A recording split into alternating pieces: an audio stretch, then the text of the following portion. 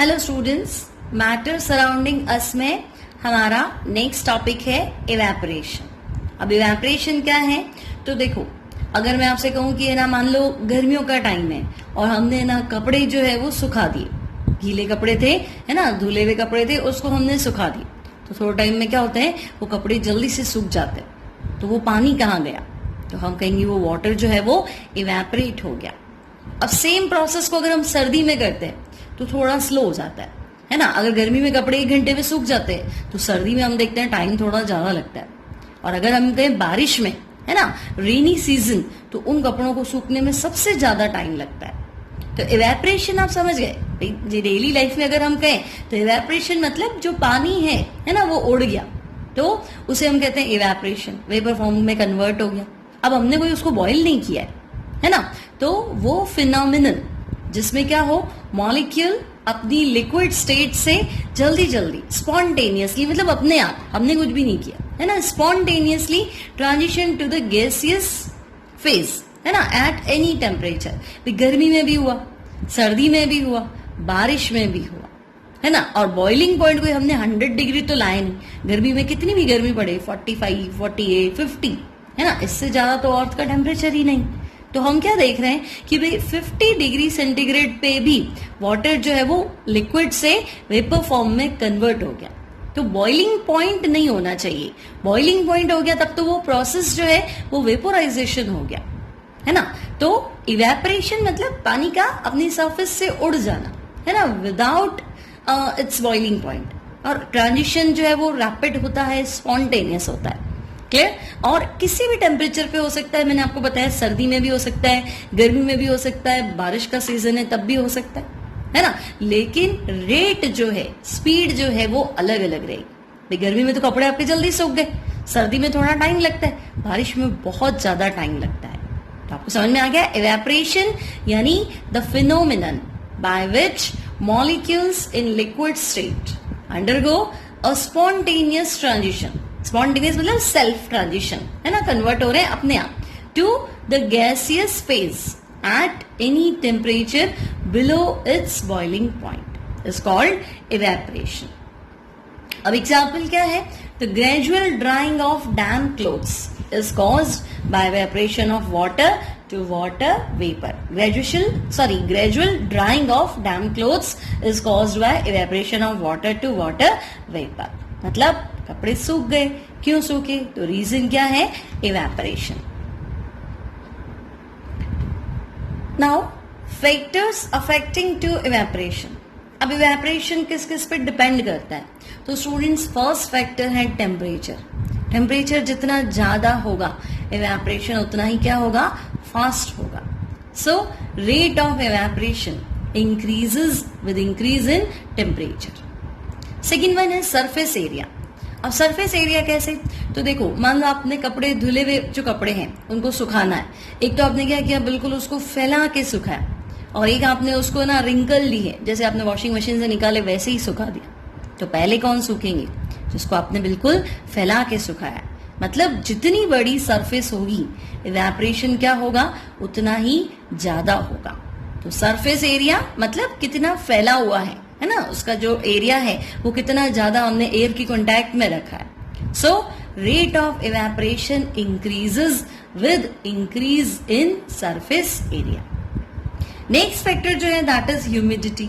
तो मैंने आपको बताया था कि बारिश में अगर आपको कपड़े सुखाने हैं तो बहुत ज्यादा टाइम लगेगा, क्योंकि बारिश के टाइम क्या है, हवा में नमी बहुत है, एयर इज हाईली ह्यूमिड है ना, क्योंकि रेनी सीजन है तो वाटर ड्रॉपलेट्स एयर में भी है ना, तो ह्यूमिडिटी बहुत ज्यादा है। तो ह्यूमिडिटी होगी तो फिर कपड़े सूखेंगे कैसे भाई, इवेपोरेट होके क्या बन रहा है, वाटर वेपर बन रहा है। तो ऑलरेडी एयर में वाटर वेपर है तो उसके बनने का जो प्रोसेस है वो स्लो हो जाएगा।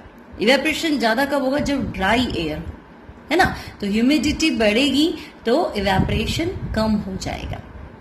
नेक्स्ट है विंड स्पीड। तो ये आपको पता ही है, तेज हवा चलेगी तो इवेपोरेशन फास्ट होगा, हवा धीमी होगी तो इवेपोरेशन क्या होगा, स्लो हो जाएगा। So rate of evaporation increases with an increase in wind speed. अब हमारा नेक्स्ट टॉपिक है कूलिंग ड्यू टू इवेपोरेशन। और स्टूडेंट्स, जहां पे भी है ना कपड़े सूख रहे हैं और अगर हम वहां खड़े हैं तो हमें थोड़ा ठंडक फील होता है ना। तो जब भी इवेपोरेशन होता है तो कूलिंग होती है। कूलिंग क्यों होती है? तो देखो जब कपड़े सूख रहे हैं मतलब वो एयर से क्या कर रहे हैं, हीट को एब्जॉर्ब कर रहे हैं।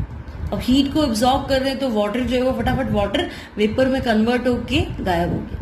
तो अगर कोई जगह से हम हीट ले लेंगे है ना, उसकी गर्मी निकल गई, हीट निकल गई, तो वो चीज क्या हो जाएगी, ठंडी हो जाएगी। तो आपको वहां पे क्या फील होगा, कूलिंग फील होगी। So during evaporation the particles of liquid absorbs energy from the surrounding. Energy कौन सी, heat energy, to overcome the force of attraction between liquid molecules, है ना।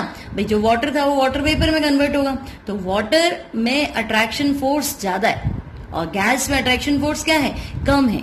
तो जो वाटर मॉलिक्यूल में अट्रैक्शन फोर्स है इसलिए वो बंधे हुए, इसलिए तो वो लिक्विड स्टेट में है। तो हीट लेके फोर्स ऑफ अट्रैक्शन क्या हो जाएगा, कम हो जाएगा। तो मॉलिक्यूल्स बंधे हुए नहीं रहेंगे, अब वो दूर दूर चले गए।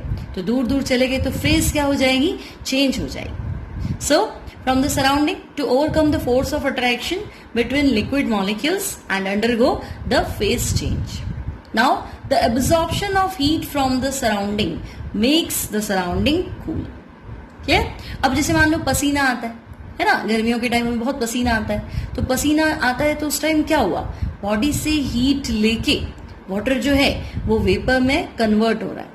तो हीट हमारी बॉडी से ले ली तो जितना पसीना निकलेगा उतनी हमें क्या होती है, ठंडक महसूस होती है, कूलिंग फील होती है। So sweating cools down our body. Now students कुछ क्वेश्चन है हमारे पास बुक से। क्वेश्चन नंबर 1 है, क्वेश्चन है गिव रीजंस। फर्स्ट क्वेश्चन है a gas fills completely the vessel in which it is kept. अब अगर मैं आपसे कहूं कि है ना एक बॉटल है उसमें वाटर फिल करना है, अब होगा क्या, पानी जितना होगा वो अपने वॉल्यूम के हिसाब से उस कंटेनर को उतना फिल कर देगा। लेकिन गैस कितनी भी हो, चाहे थोड़ी सी हो, ज्यादा हो या बहुत ज्यादा हो, है ना, वो उस वेसल को, उस बॉटल को क्या कर देगी, कंप्लीटली फिल कर देगी। अब ऐसा क्यों हुआ, तो हमें पता है गैस पार्टिकल्स जो है वो स्टैटिक तो है नहीं, रुके हुए तो नहीं है, वो कंटिन्यूअसली क्या कर रहे हैं, मूव कर रहे हैं, क्योंकि उनके पास क्या है, हाई काइनेटिक एनर्जी। तो वो कंटिन्यूअसली मूव कर रहे हैं, हर डायरेक्शन में मूव कर रहे हैं, तो पूरा का पूरा वेसल आपको क्या होगा, पूरा का पूरा फिल भरा हुआ लगेगा, है ना, कंप्लीटली फिल हो जाएगा। सो gas particles have high kinetic energy, so they randomly move in all the directions in the container and particles फिल्स the gas vessel entirely. अब नेक्स्ट क्वेश्चन है a gas exerts pressure on the wall of the container. और students बहुत बार ऐसा होता है कि cylinder leak हो रहा है या नहीं हो रहा है, तो हम उसके ऊपर जो है, जो उसका नॉब है वहां पे हम हाथ रख के चेक करते हैं।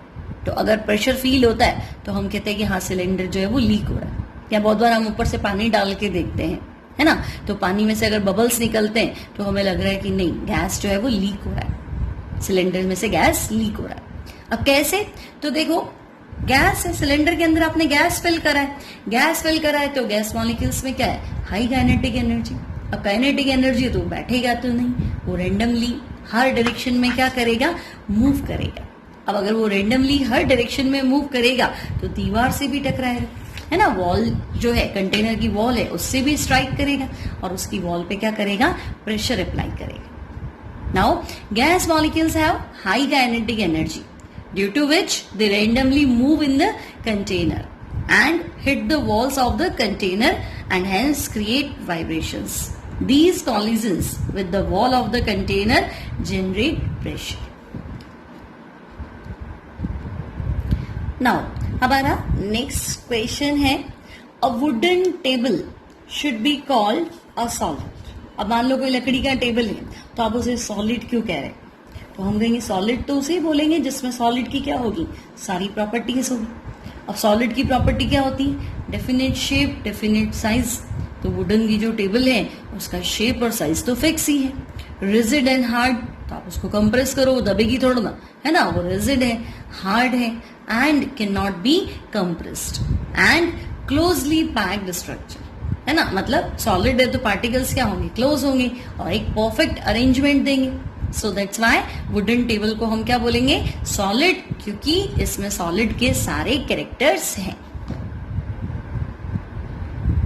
अब हमारा नेक्स्ट क्वेश्चन है, we can easily move our hand in the air, but to do the same through a solid block of wood we need karate expert. Students, ये तो क्लियर है कि हवा में हाथ चलाना है तो इजी है, लेकिन अगर उसी को कोई वुडन ब्लॉक से चलाना है ना, या कोई ब्रिक से चलाना है, तो वो हम नहीं चला सकते। उसके लिए हमें कौन चाहिए, कराटे एक्सपर्ट चाहिए। अब देखो, हवा में हाथ चलाना है तो हवा मतलब गैस, गैस मतलब मॉलिक्यूल्स क्या आराम से मूव कर रहे हैं, घूम रहे हैं और दूर दूर है, फोर्स ऑफ अट्रैक्शन क्या है, कम है।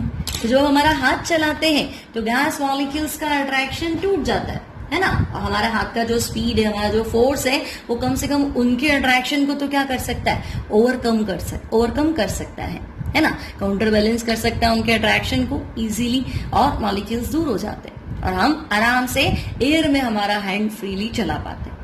लेकिन सॉलिड में मॉलिक्यूल पास होते हैं, तो मॉलिक्यूल पास है मतलब फोर्स ऑफ अट्रैक्शन बहुत ज्यादा है। अब उस फोर्स ऑफ अट्रैक्शन को ब्रेक करना है तो प्रॉपर ट्रिक्स और प्रॉपर फोर्स चाहिए, है ना, जो कि हमें नहीं पता है, इसलिए हमें कराटे एक्सपर्ट की रिक्वायरमेंट होती है। सो क्वेश्चन आपको समझ में आ गया, molecules in gases are loosely packed as compare to solid molecules which are densely packed, मतलब बहुत पास होते हैं। Now we are easily able to break the force of attraction when we move our hand through the air, है ना, but find it difficult to break through a solid because of greater force of attraction between solid molecules। मैंने आपसे कहा था solid में attraction क्या है, बहुत ज्यादा है। So which is a karate expert is able to smash with the application of a lot of force। उसी को प्रॉपर टेक्निक पता है कि इस फोर्स ऑफ अट्रैक्शन को कितने फोर्स से ब्रेक करना है। सो एयर में तो हम अपने हैंड को फ्रीली मूव कर सकते हैं, लेकिन किसी सॉलिड के थ्रू अगर आपको अपना हैंड मूव करना है तो वो पॉसिबल नहीं है without a proper force. Now हमारा नेक्स्ट क्वेश्चन है, convert the following temperature to Celsius scale. अब आपको जो टेम्परेचर है वो कैल्विन में दे रखा है ना, 300 कैल्विन, 573 कैल्विन, और आपको उसको सेल्सियस या डिग्री सेंटीग्रेड में कन्वर्ट करना है। तो स्टूडेंट्स, हमें पता है कि 0 डिग्री सेंटीग्रेड जो है that is equal to 273 kelvin. Clear? अगर टेम्परेचर 0 डिग्री सेंटीग्रेड है मतलब 273 कैल्विन है। अब आपके पास जो टेम्परेचर है वो 300 कैल्विन है, तो अगर मैं 300 कैल्विन में से 273 माइनस कर दूंगी तो टेम्परेचर कितना आ जाएगा, डिग्री सेंटीग्रेड, क्योंकि 300 में से 273 तो 0 ही हुआ और जो बचा हुआ है वो एक्स्ट्रा है, तो रिमेनिंग कितना है, 27 डिग्री सेंटीग्रेड। क्लियर? कोई डाउट नहीं आपको? 300 माइनस 273 कर देंगे तो ये आपका हो जाएगा 27 डिग्री सेंटीग्रेड। या आप ऐसे याद रख लीजिए कि 0 डिग्री सेंटीग्रेड तो है, अगर हम इसमें 273 ऐड कर देंगे तो जो हमारा टेम्परेचर है वो आ जाएगा कैल्विन में। क्लियर? या x डिग्री मान लो तो x प्लस 273, जो भी आंसर होगा वो हमारा आंसर होगा कैल्विन में। क्लियर?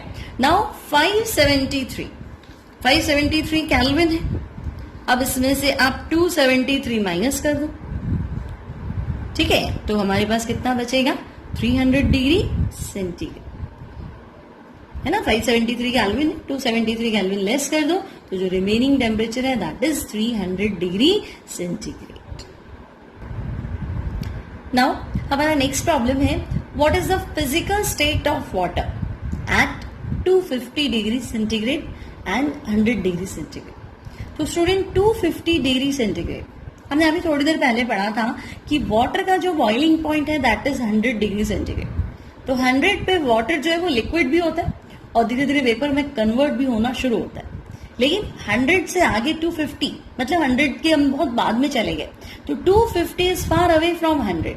सो इस सिचुएशन में क्या होगा, तो पूरा का पूरा वाटर बॉइल हो चुका होगा, है ना। अब 100 छोड़ो 101 भी होगा तो पूरा वाटर जो है वो लिक्विड से किस में कन्वर्ट हो चुका है, गैस में।